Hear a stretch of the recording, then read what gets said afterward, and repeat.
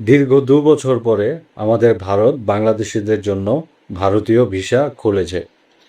আপনারা জানেন যে ২০২৪ সালের ৫ই আগস্টের যে শেখ হাসিনার পতন হয়েছিল, সেই পতনের পর থেকে আমাদের ভারতের সাথে বাংলাদেশের যে সম্পর্কটা একটা টানাপোড়ার মাধ্যম দিয়ে যাচ্ছিল। সেখানে অনেক রকমই ঝামেলা হয়েছে, ভারত বিরোধী আচরণ আমরা দেখেছি। এই যে ভিডিওটি দেখলেন, দিল্লি না ঢাকা, দিল্লি না ঢাকা এরকম স্লোগান, ভারতের তাদের কোনো দরকার নেই, ভারতে আসার কোনো দরকার নেই, ভারত থেকে তারা খাদ্য আমদানি করবে না, এরকম অনেক কিছুই কিন্তু আমরা দেখেছি। যেই বিশেষ করে বাংলাদেশের যেই নতুন একটি রাজনৈতিক দল তৈরি হয়েছিল এনসিপি, তো এই এনসিপির যেই নেতারা ছিল, নেত্রীরা ছিল, তারা কিন্তু অনেক ভারত বিরোধী কথাবার্তা, ভারত বিরোধী অ্যাক্টিভিটি কিন্তু তারা পালন করেছে। এমনকি দেখেছি বাংলাদেশের অনেক সাধারণ মানুষ, তারাও তাদের প্ররোচনায় পড়ে কিন্তু আমাদের ভারতের বিরোধিতা করেছে এবং ভারত বিরোধী অনেক কার্যকলাপ কিন্তু তারা চালিয়েছে। তার মধ্যেও সেই সময়ে যখন ট্যুরিস্ট ভিসা বন্ধ ছিল, আমাদের যে মেডিকেল ভিসা চালু ছিল, সেই সময় কিন্তু অনেক বাংলাদেশি এসে আমাদের ভারত থেকে কিন্তু চিকিৎসা নিয়ে গিয়েছে। তো যখনই এই গত ২৮শে জুন যখন ভিসা খোলা হলো, ২৫ তারিখে তো ঘোষণা দেওয়া হলো যে ২৮ তারিখ থেকে আপনারা আবেদন করতে পারবেন ভারতীয় ট্যুরিস্ট ভিসার জন্য।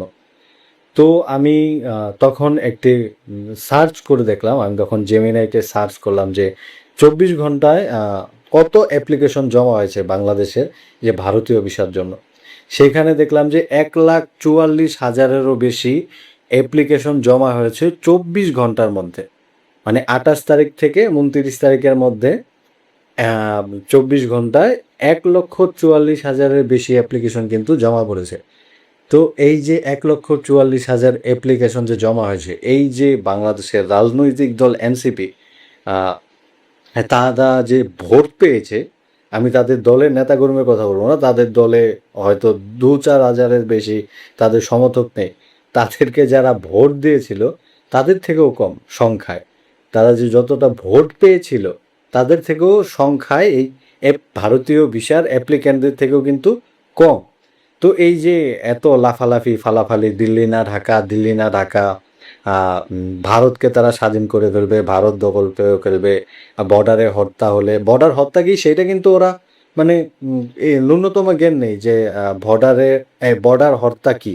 তো তারা বলে বর্ডার হত্যা বন্ধ করতে হবে, এটা সেটা অনেক অনেক রকম ভুলভাল কথাবার্তা কিন্তু তারা বলেছে।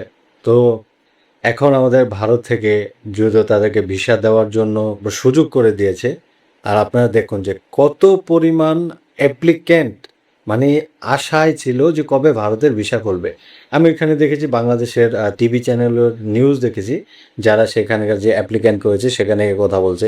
তারা এখন তাদের যে কথা মানে এই ২ বছর আগের যে কথা ছিল, ২ বছর ধরে যে তারা কথাগুলো বলছিল, ভারতের কোনো দরকার নেই, ভারতে যেতে হবে না, এটা সেটা, এখন তাদের সুর এতটাই চেঞ্জ হয়ে গেছে, মানে পুরো উল্টো হয়ে গেছে। এখন তারা বলতেছে দুইটা দেশের মধ্যে সম্পর্ক ভালো হবে, দুইটা দেশের মধ্যে সম্পর্ক ভালোর জায়গায় ফিরে এসেছে, এই জন্যই ভারত আবার ভিসা দিচ্ছে। মানে সাথে সাথে পোল্টি মেরে দিল, মানে এইরকমই। আমি জানি না তারা কি, আমার এই কথাটা বলা ঠিক হয়নি যে সাথে সাথে পোল্টি মেরে দিল, কারণ অনেক বাংলাদেশি রয়েছেন যারা ভারতকে অবশ্যই মন থেকে ভালোবাসেন, ভারতকে সাপোর্ট করেন, আমি এরকম অনেককেই দেখেছি। তো তাদের জন্য ওয়েলকাম, আপনারা অবশ্যই ভারতে যদি ভিসা পান অবশ্যই ভারতে আসবেন, অবশ্যই আমাদের ভারত ভিজিট করবেন। কারণ অনেক মহারথী বলেছে যে যে ভারতবর্ষটা ভ্রমণ করতে পারলো সে যেন পুরো পৃথিবীটাই ভ্রমণ করতে পারলো। কি নেই আমাদের ভারতবর্ষে?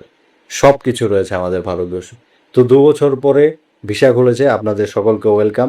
আর যারা এই যে মূর্খগুলি ছিল, দিল্লি না ঢাকা, দিল্লি না ঢাকা, ঢাকা ঢাকা এরকম যারা করেছে, তাদের মুখে আপনারাই চুনকালি মাখিয়ে দেবেন। এটা আমাদের আর ভারত থেকে কিছু বলতে হবে না। তো আজকে ভিডিও এতটুকুই, সকলকে ধন্যবাদ জানাচ্ছি, সকলে ভালো থাকুন, সকলে সুস্থ থাকুন। জয় হিন্দ, বন্দে মাতারাম, জয় সিয়ারাম।